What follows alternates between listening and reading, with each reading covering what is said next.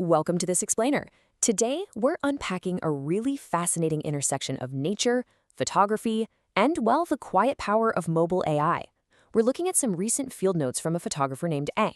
And Ang took a super simple everyday activity, just photographing garden flowers, and used it to expose the incredibly advanced technology sitting literally right inside our pockets.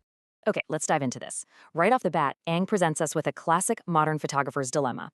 Optical or artificial bokeh? I mean, when we snap a really professional-looking photo on our phones, who actually gets the credit, right? Is it the physical glass capturing the light, or is it just the software completely faking the effect? Section 1. The setup. Let's see how Ang started out. So Ang's whole journey began with a pretty practical goal. They were trying to get more accurate plant identifications directly from their garden. To pull this off, Ang adopted a really rigorous two-step method. Step 1, capturing tight, close-up shots of flowers and leaves for those tiny identifying details. And then Step 2, taking a horizontal, wide-angle shot to get the overall structure of the whole plant. By setting up this specific workflow, Ang was actually controlling the physical environment and framing way before the phone's internal brain even got involved. But, out in the garden photographing these beautiful cosmos flowers, something totally unexpected happened. Without Ang even turning on the camera's macro mode, the phone's AI essentially just took the wheel. It detected the close-up subject and, boom, automatically applied sensible defaults. It's almost like the camera read the photographer's mind, understanding exactly what needed to be captured, which is honestly incredibly helpful, unless, of course, you're a bit of a control freak about your manual settings. Which brings us to Section 2, the investigation. Now, this unexpected assist from the AI led Ang to really play detective with the resulting image. But first, let's make sure we're on the same page. What is bokeh?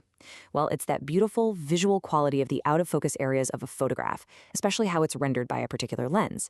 It's what isolates a subject and really makes it pop out at you. Looking closely at the stunning background blur behind these cosmos flowers, Ang just paused. And this brings us right to the central technological debate.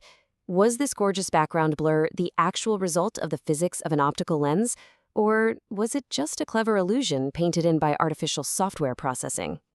And this brilliantly illustrates the telltale signs Ang was looking for to solve the mystery. See, true optical lens bokeh gives you this incredibly smooth, buttery, natural texture in the background foliage.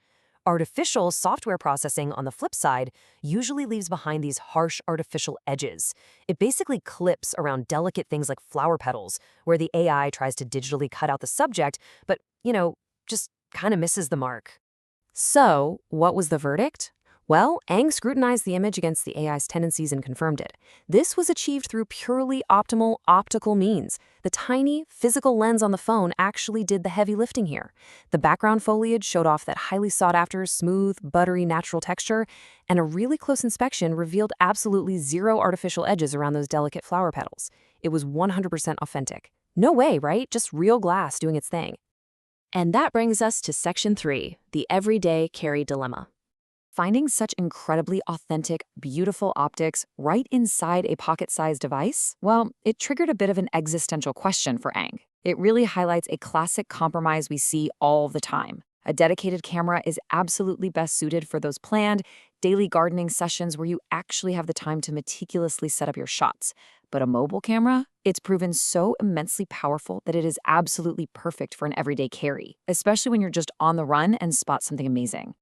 Which leaves us with this highly provocative thought directly from Ang's field notes. As mobile technology advances this rapidly, if you upgrade your phone, will you even need a dedicated camera for macro photography anymore? Seriously, think about that. It's a fascinating testament to the absolute powerhouse sitting right there in your pocket. Thanks so much for joining me for this explainer today. I really hope it inspires you to look just a little closer at the mechanics behind your next great shot.